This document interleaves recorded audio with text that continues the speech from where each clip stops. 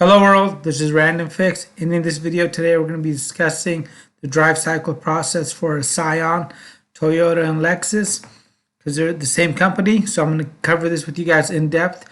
You are going to need an OBD2 connector like the one I just showed you. The little port is right there, the one I'm touching, the white one. Yours might be a little bit different, but it is going to be found in the driver's side footwell area.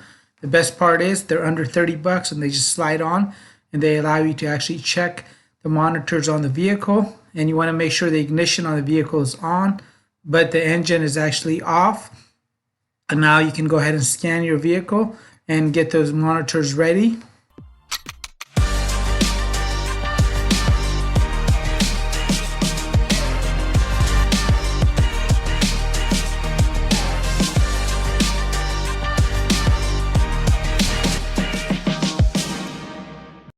And before we jump into the drive cycle, check out the Smog Tips playlist.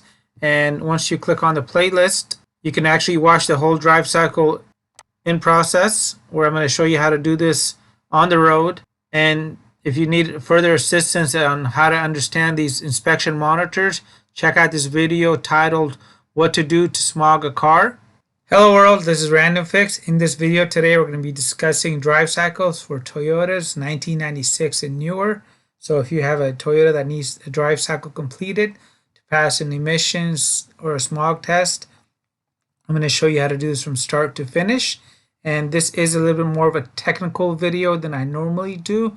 And this car has a few variations, so keep that in mind. But I'll give you my general procedure and then how you can just go troubleshoot the monitors that are giving you a little bit more of a challenge.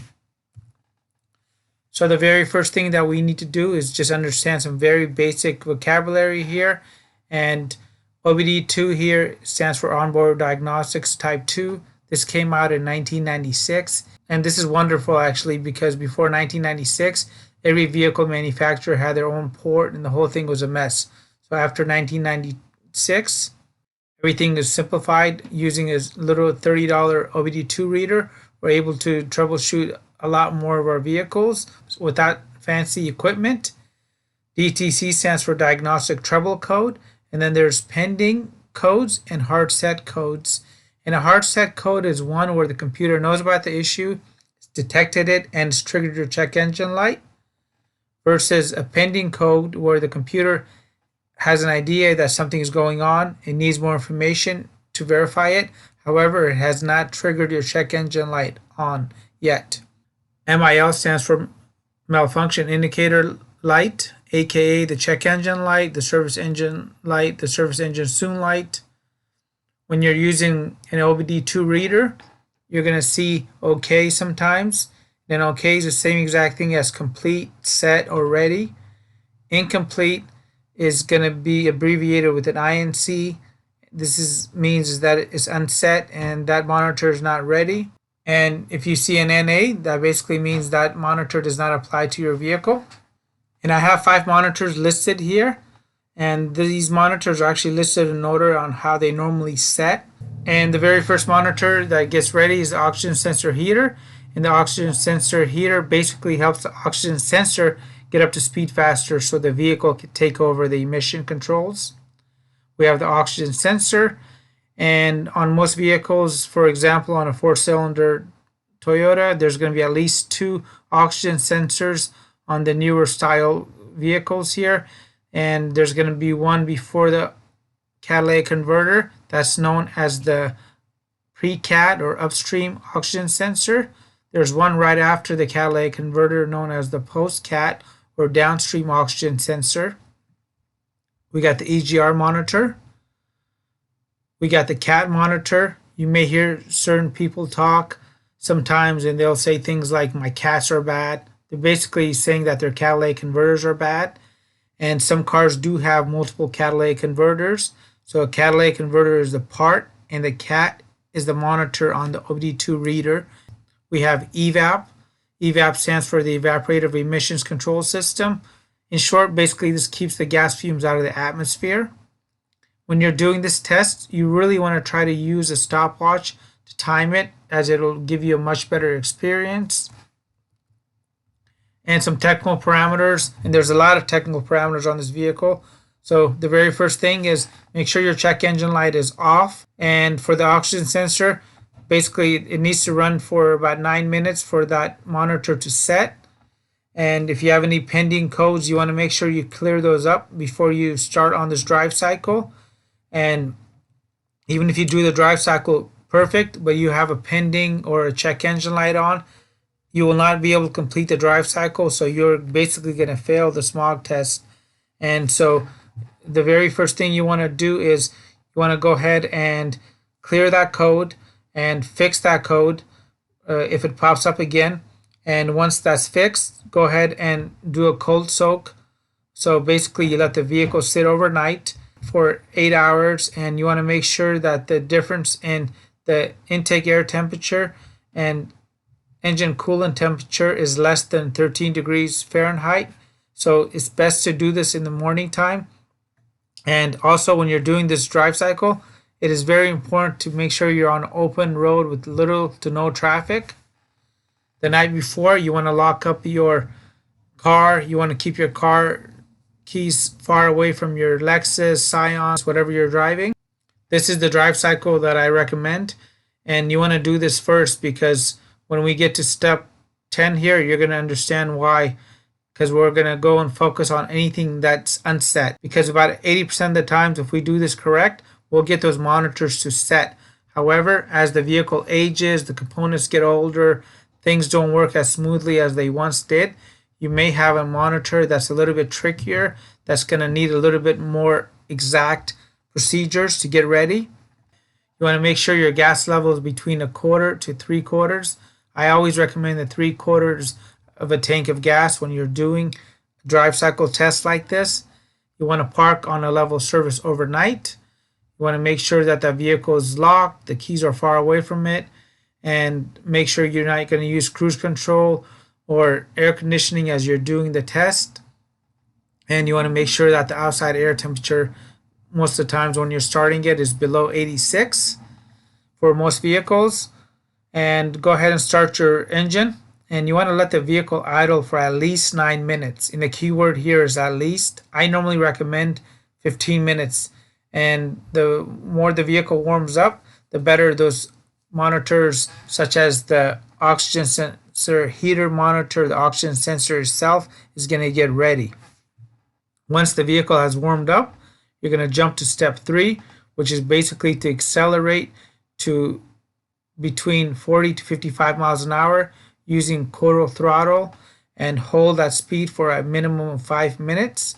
And so whatever speed you land on, if you go with 50 miles an hour, keep it at 50 for 5 minutes.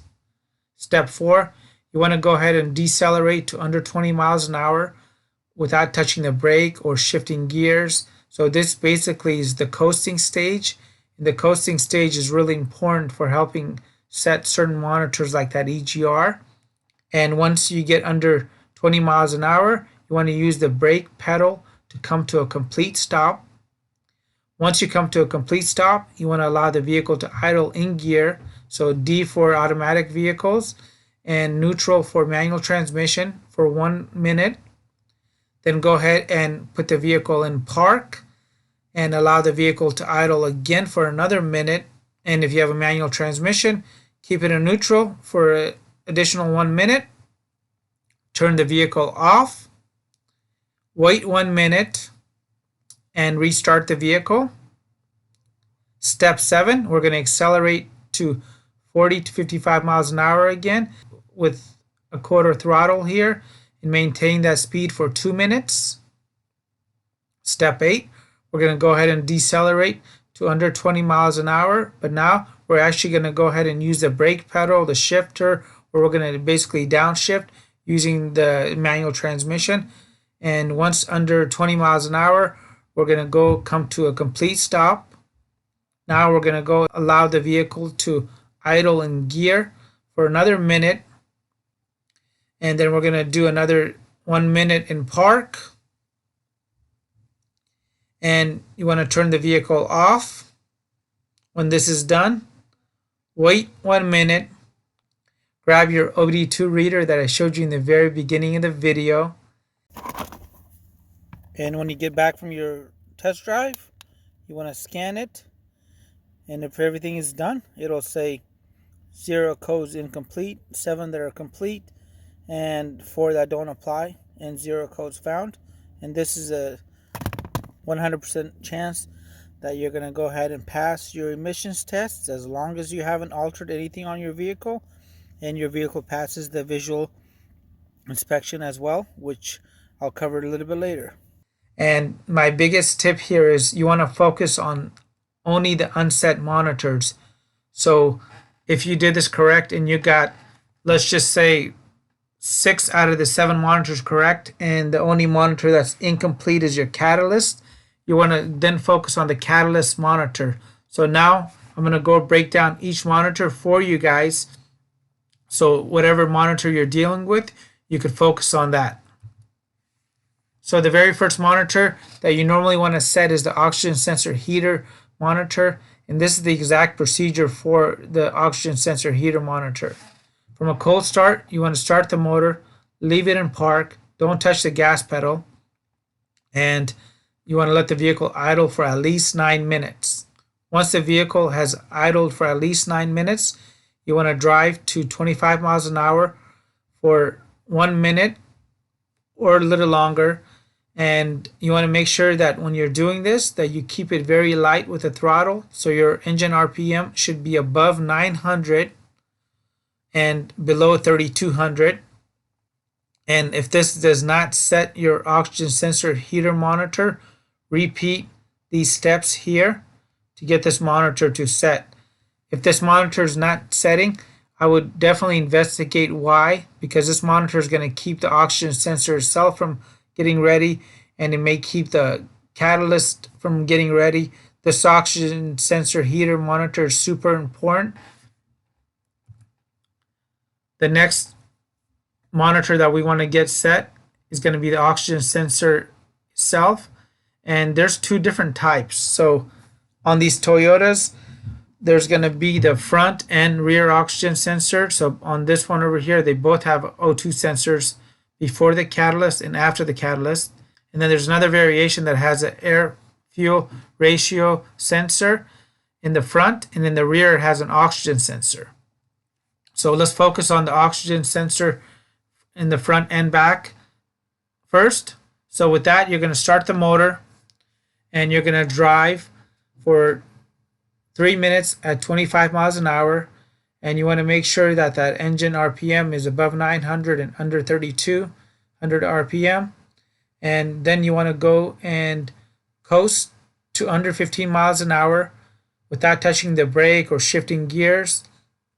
Basically, all you have to do is remove your foot off the gas pedal to under 15 miles an hour. When you're under 15 miles an hour, come to a complete stop. Let the vehicle idle for a minimum of 40 seconds. And check the monitors. Just realize, depending on the age of your vehicle and how well everything is working, most of the times you're going to have to do this step here an additional 9 times. So this is really not that difficult of a drive cycle. So you're going to do step 1, 2, and 3 9 more times, making it a total of 10 times to get this monitor ready. And if that didn't work for you and you're not really sure what type you have, I would jump over to the oxygen sensor monitor. That is basically the fuel air ratio monitor sensor in the front and the oxygen sensor in the back here. And with this one, basically, you're going to do the same exact thing, but you're going to increase your speed to 65 miles an hour for at least 3 minutes. So it starts with starting your motor, allow the vehicle to idle for 2 minutes, drive for 65 miles an hour for 3 minutes or more, and the engine RPM should really be above 900 at this speed and below 3200 RPM. And just keep in mind that you're going to be using the highest gear, and make sure your overdrive is actually on. And if your engine RPM is exceeding 3200 RPM, the allowable range really is going to be about 40 to 70 miles an hour. So you can adjust the speed a little bit depending on the way your vehicle is actually geared. Step 4, you want to go ahead and prepare to stop by coasting under 15 miles an hour without touching the brake or shifting. Basically, remove your foot off the gas pedal. Step 5, you want to allow the vehicle to go ahead and drive at a steady speed of 25 miles an hour or more for at least 40 seconds. Maintain that the engine speed is going to be above 900 RPM. You want to stop the vehicle, let it idle for at least 40 seconds or more, and you want to repeat step 5 and 6 here 9 more times, making it a total of 10 times to complete these 2 steps. And once that's done, go ahead and use your OBD2 reader and check the status of the monitors. And one thing with these oxygen sensor heater and oxygen sensor monitor itself, if you're ever running into a situation where you can't understand what's going on before you start spending thousands of dollars and swapping out parts, sometimes just go and disconnect the little pigtail at the actual oxygen sensor. Some of them are really easy to get to. They're just right under the hood and you don't need any special tools. Undo the connector and grab yourself some electrical cleaner, spray it, and just make sure the contacts in there are good before you swap out $200 or $300 in oxygen sensors. And the same can be true if you're having a problem with your catalytic converter. Your oxygen sensors are what actually helps the catalytic converter efficiency be measured. So these connectors do get dirty. They're exposed to a lot of heat. There's a lot of crud underneath, and I've seen them basically go and be covered in mud and not get a good reading because the vehicle just happened to end up in a big puddle of water that caused some misreadings on the actual oxygen sensors. Now we got the EGR monitor right here, and for the EGR there's 2 different variations. The bottom variation right here is actually for the Land Cruiser.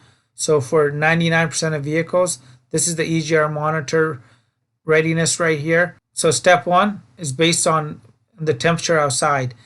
If the air temperature is less than 50 degrees, you want to let it idle for 10 minutes. I always recommend letting the vehicle idle for a few minutes. It's better to overdo it than to just hit the road driving. So warm up the vehicle, let it idle for 10 minutes, and drive between speeds of 43 to 56 miles an hour, steady for at least 5 minutes. And then prepare to stop. This is so important. This is what actually sets the EGR monitor, is that coasting action. So you're going to go ahead and reduce speed from whatever speed you're at. Let's just say you were at 50 miles an hour here. You're going to coast down to under 15 miles an hour without touching the brake pedal, shifting gears. Basically, you're just going to remove your foot off the gas pedal. And once you're under 15 miles an hour, you want to go ahead and come to a complete stop. Let the vehicle idle for 5 minutes in park. And if you have a manual transmission, it's just going to be neutral. And step 5, you want to go ahead and check the monitors. So what I like to normally do is just go ahead and turn the ignition off, wait a minute or 2, turn it back on, grab my OBD2 reader and see if it's ready. And if it's not ready, go ahead and repeat steps 2, 3, and 4 again. And just know that the check engine light really has to be off. There cannot be any pending codes. Make sure when you're accelerating that you do not exceed 30 degrees on the throttle position. So take it very light with the actual throttle and accelerate smoothly. Avoid sudden acceleration or sudden turns at all. I've done a lot of EGR tests myself where I've gone up to about 65 miles an hour. So the coasting action is key here. So if this is giving you a hard time, I would go ahead and maybe increase my speeds on the second or third try to 65 miles an hour and then coast to under 15 and keep doing that over and over until that monitor sets. And eventually monitors and EGR ports, valves, everything does get dirty, and at some point or another you may need to go ahead and actually service the EGR system and see if it needs to be cleaned. And there's going to be a lot of gunk that can occur especially as the vehicle ages. The second type for the Land Cruiser motor on the EGR is going to be a similar process, but this time you're going to go ahead and start the vehicle, drive between 43 to 46 miles an hour for 5 minutes. You're going to go ahead and prepare to stop by coasting under 15. Step 3, you're going to let the vehicle idle for 5 minutes in park or neutral. And step 4, you're going to go ahead and repeat steps 1, 2, and 3 once again if it's not ready. For the catalyst monitor, this is my approach, and I'm going to go over the technical approach. So I'm going to go over my approach first. And my approach normally to the catalyst is pretty simple. If everything else is set and the catalyst hasn't set, what I like to do is make sure that the other monitors are set as far as the oxygen sensor heater and the oxygen sensor monitor itself. I like to warm up the vehicle for at least 15 minutes. I let the vehicle just idle.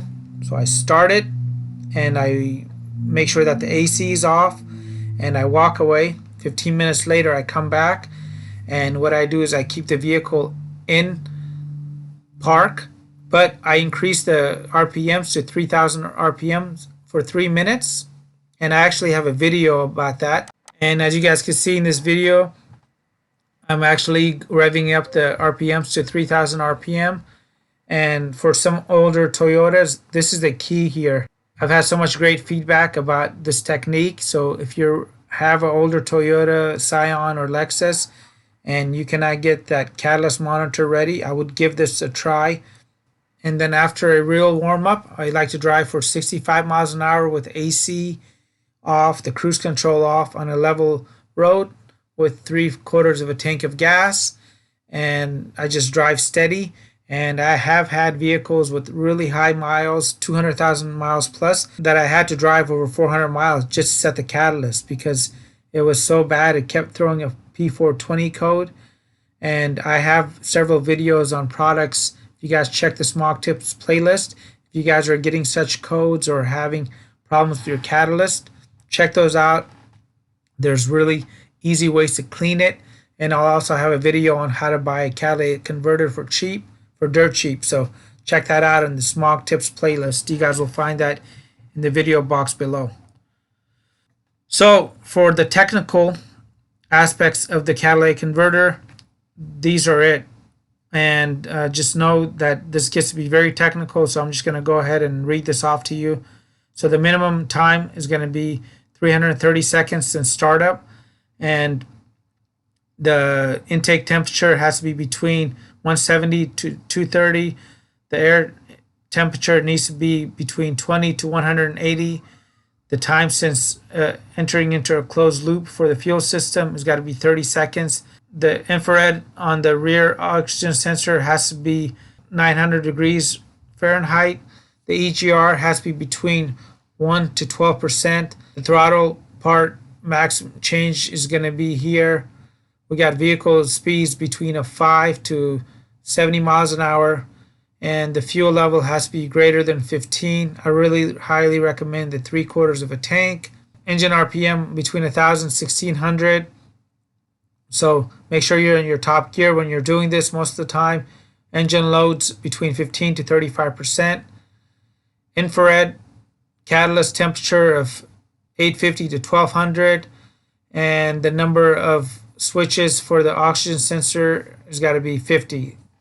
So this is going to be the catalyst for the O2 sensor style, and there is going to be another style for the catalyst, which is going to be the air fuel ratio sensor type. So if you have a catalyst monitor that relies on the oxygen sensor type, and what you want to do is make sure that these parameters, as far as the check engine light being off, that the coolant temperature is greater than 176 degrees. The intake temperature is going to be over 14 degrees. If you have a 2002 and newer, it can be below 14 degrees if needed. Step 1 is to go ahead and accelerate to between 40 and 55 miles an hour. And how long you drive is based on the temperature. So if the temperature outside was 50 degrees or lower, you want to go ahead and do that for 7 minutes. and if it was 50 degrees or higher, you want to drive for at least 3 minutes. So 7 minutes is safe all the way around.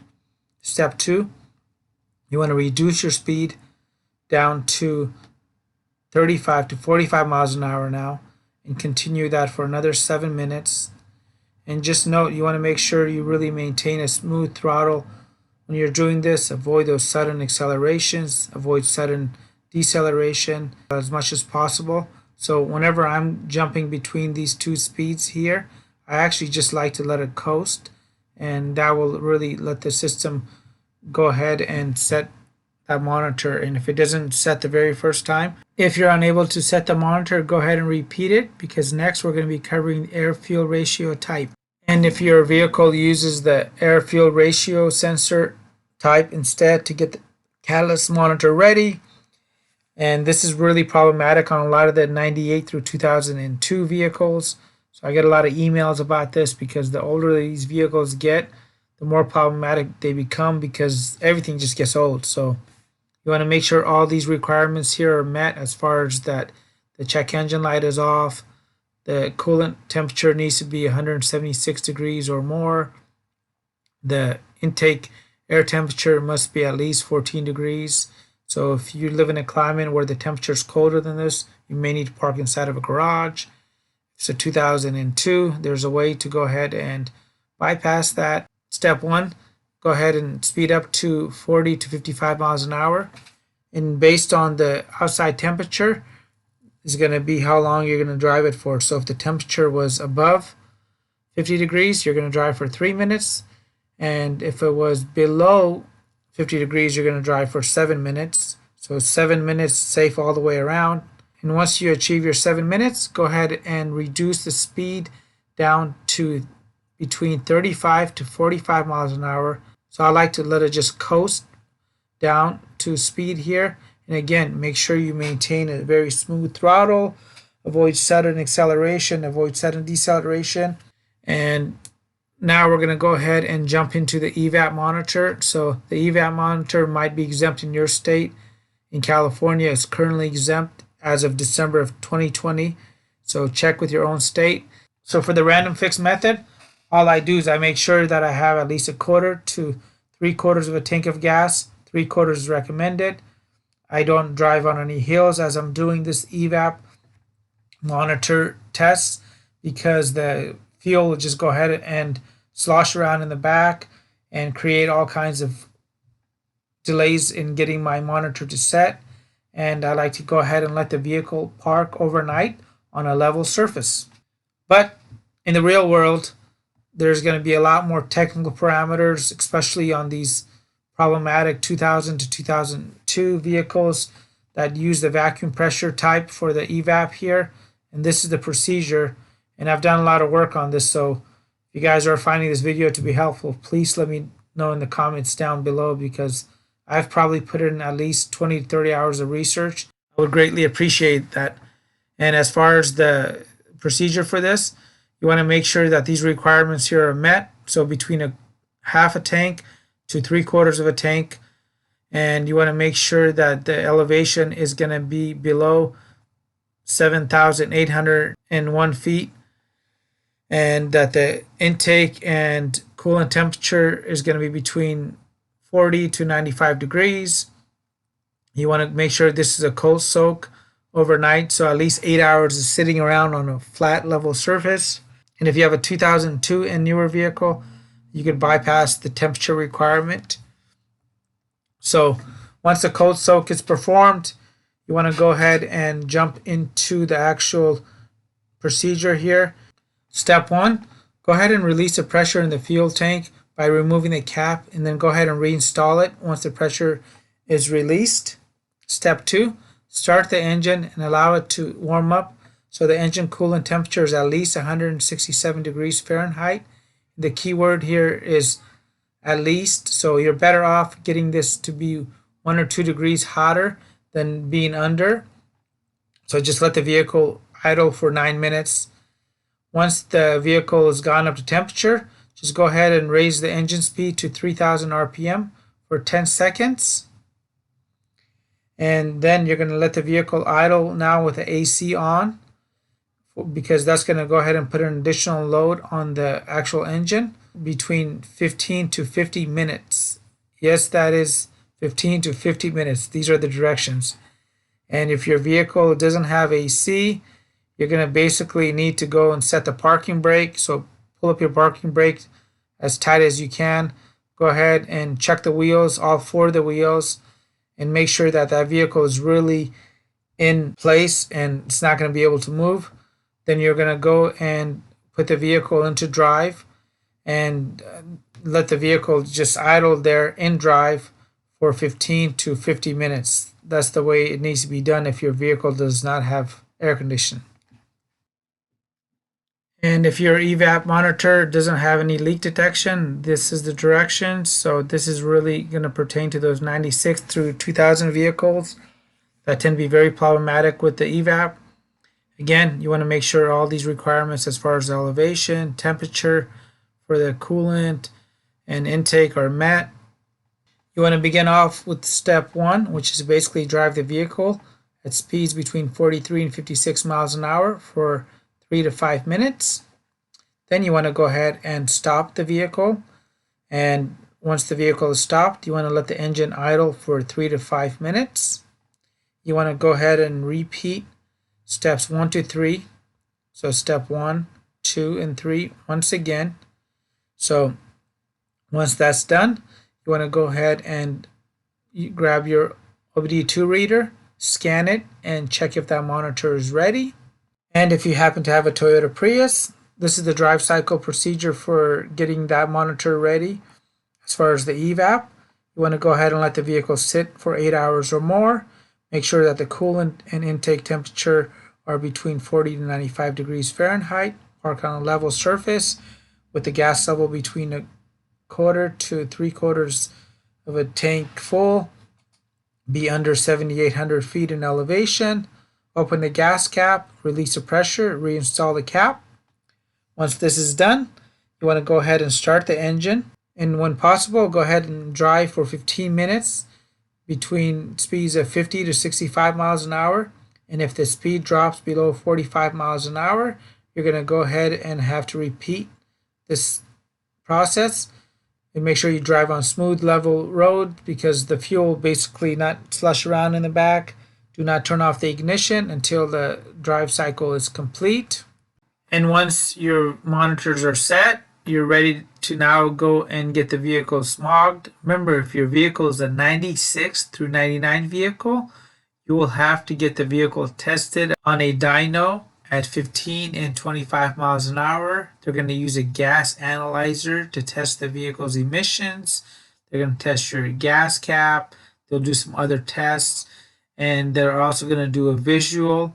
Even if you have a 2000 and newer vehicle, they're going to do a visual. But on a 2000 and newer vehicle, they're just going to check for the OBD2 readiness. So they're going to plug in their OBD2 reader into the vehicle from the state and check the monitors. Remember, the visual inspection consists of checking for altered parts like cold air intakes, throttle spacers, cracked vacuum hoses, missing catalytic converters. They're going to do a visual smoke test to make sure that you don't have clouds of smoke coming out the tailpipe. And as of the end of 2020, this is the current rules here for California, and California happens to be one of the stricter states, so you have to check the regulations for your own state. Here in California, if you have a 96 through 99 vehicle, you can have any one monitor show incomplete and still pass.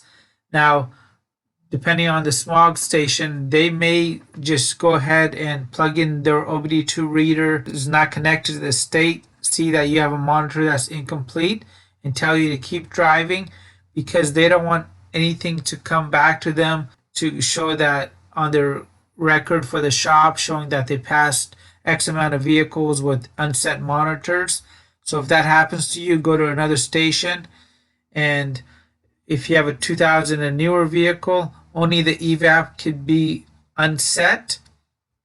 And with diesel powered vehicles 98 through 2006, Basically, all the monitors have to show complete. On newer diesel vehicles, 2007 and newer, you can have any two monitors show incomplete. And remember, when you're selling a car, it's the seller's responsibility to make sure that they supply the buyer with a smog certificate. And normally, there's no way of waiving this requirement unless you're selling to a dealer or dismantler. So even if you write as is on the title, that doesn't really mean anything, because if it goes to court, you're most likely going to lose that suit unless they're a dealer or dismantler. And if you're a buyer, never buy a vehicle unless all the inspection monitors are ready. And 99% of the times, if the inspection monitors are not ready, is because somebody has erased that check engine light on purpose to cover up an existing issue, whether it's a dealer or a private seller. And 1% of the time is caused by a weak or faulty battery. And if this is the case, you still have to find out why that battery is dying, because you could have a potential short, you could have an alternator. And when there's a bad battery in a vehicle, all kinds of funny things start happening, from smog emissions monitors not getting ready to transmissions acting up, and it's a big list of potential issues. I'm going to show you guys the configuration on a typical four-cylinder vehicle here. And on a typical four-cylinder vehicle, you have two oxygen sensors and one catalytic converter. So here's the vehicle here. This is the engine. And as the exhaust makes it out the engine block through the headers, downpipe, and it will go past this upstream oxygen sensor, which is known as the pre-cat oxygen sensor. And then the exhaust will go through the catalytic converter here. Then the downstream or post-cat oxygen sensor will go ahead and get a reading. And the way the computer is able to verify the efficiency of the catalytic converter here is by taking this reading and this reading and comparing them based on the parameters of what the vehicle manufacturer has set up to verify that this in fact is working correctly. And after the emissions pass the downstream oxygen sensor, it goes through a little resonator here, down through the tailpipe, through the muffler, and now to the atmosphere. And here on a 6-cylinder or 8-cylinder, I'm going to show you guys a couple of diagrams down here. On these, you can have 3 or 4 oxygen sensors depending on the setup, and 1 or 2 catalytic converters. So if we look at this diagram right here, this is a V6 motor. So it has a total of 6 cylinders, 3 on one side, 3 on the other side, thus making it a V6 motor. And whatever side cylinder number 1 is located on, that's called bank 1. So if you're dealing with an emissions issue and it tells you that sensor 1 on bank 2 is bad or acting up, you can look at the opposite side of cylinder 1 and know that it's the opposite side, this sensor right here, that may potentially need to get replaced. So we have 1, 2, 3 oxygen sensors on this vehicle and 1 catalytic converter.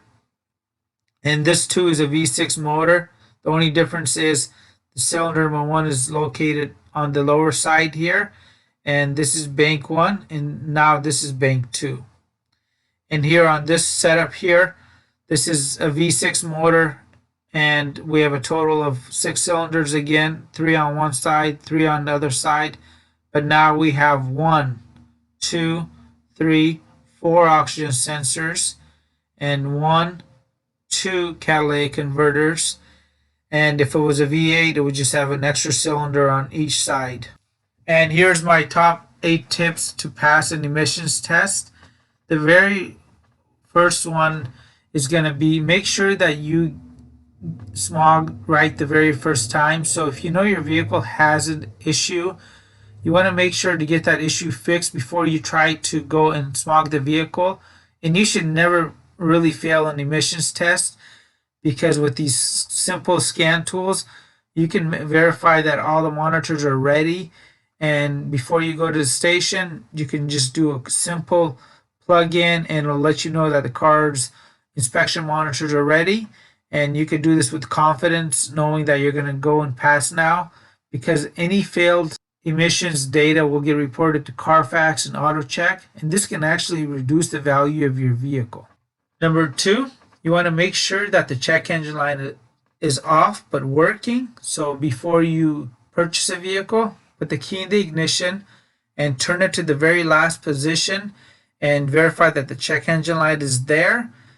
And I've seen people actually remove the check engine light. 3, this really helps with those 96 through 99 vehicles. You want to make sure that the tires are properly inflated, as this will lessen the load and will allow the vehicle better operations. The same thing with the oil here. The oil actually contains a lot of the hydrocarbons, and since they're going to be doing a real emissions test using a gas analyzer, you want to make sure you reduce the hydrocarbon numbers here, and this is a simple oil change. And tip 5, you want to go ahead and take the vehicle for a very long test drive before you reach the emission station, and leave the car on if possible before you get it tested with the emissions probe. Tip number 6, use some fuel additives. I personally love the Lucas Oil upper cylinder loop. You'll find a link to this in the video box below, as well as anything else that I showed you guys in the video. Tip number 7, you want to avoid wet weather, and this is not to say that you cannot pass an emissions test with it raining outside. However, you'll just get much better results if the tires are dry. And tip number 8, do not disconnect the battery unless you have a battery saver device set up, and these are about 15 bucks, and basically this will keep your car's computer data, your clocks, your radio stations all in sync. And remember, the only real solution oftentimes is to repair or replace the component. So there's no such thing as a miracle in a bottle.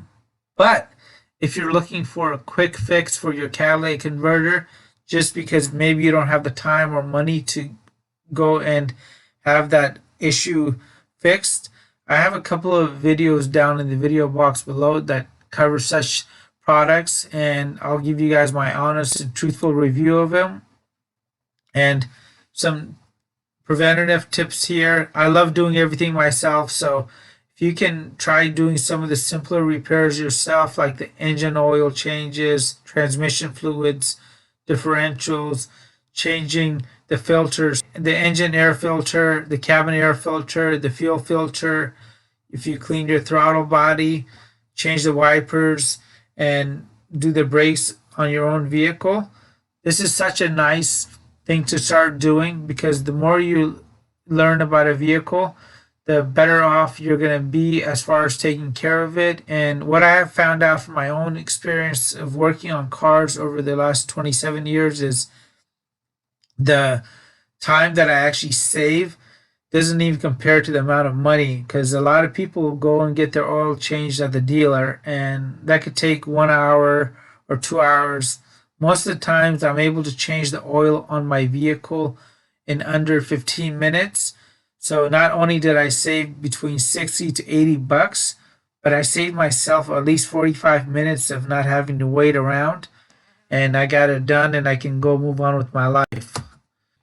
So I really hope you guys liked the video and you found it to be helpful. This Toyota video was one of the more complicated videos I actually made for the drive cycle, so please excuse any errors I may have made with my typing or typos.